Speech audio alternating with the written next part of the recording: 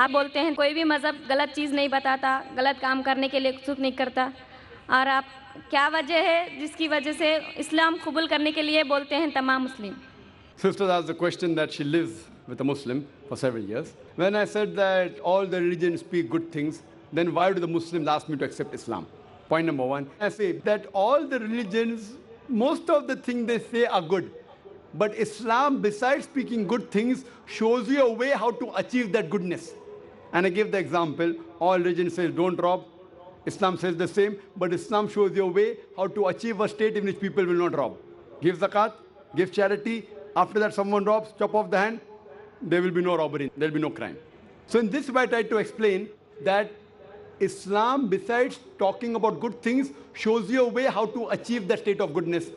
Secondly, if I have to say, being a student of comparative religion, if you have to follow your Hindu scriptures, assuming you're a Hindu, if you have to follow your Hindu scriptures, if you have to be a good Hindu, your Hindu scriptures say there is one God.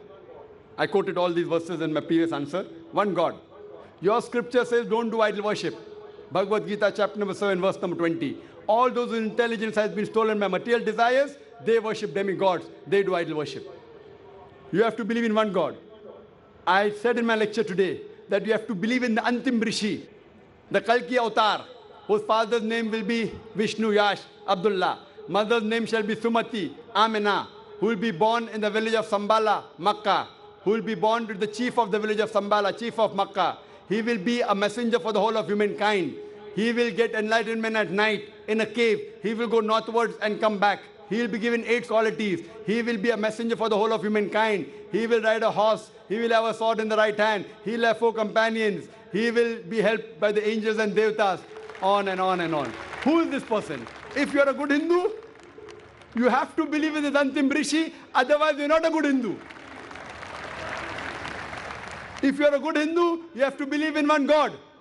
You don't have to do idol worship. Natasya pratima asti. Of that God, there is no pratima, there is no idol, there is no image, there is no photograph, there is no sculpture. And I have had dialogues with Pandits of Hinduism, with Shankaracharya, many. And I've quoted this. No Shankaracharya told me, Brother Zakir, you're wrong. No one.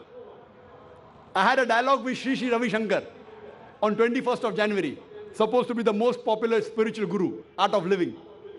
I told him, the best book on art of living is the glorious Quran. I asked him to join our club of art of living. We have 1.3 billion members. 1.3 billion members. I gave him an invitation. If he follows the scriptures, he's supposed to be a scholar of the Vedas, he should come to this. Similarly, sister, when I say that all the other scriptures, even if you agree with the word of God, by the passage of time they have been changed. Swami Vivekananda says that 99% of the Vedas have been lost. Whatever 1% we have to follow it strictly. Strictly means believe in the Antim Rishi also. So if you follow it strictly, you will have to believe in Muhammad Sallallahu Alaihi Wasallam, have to believe in the Quran.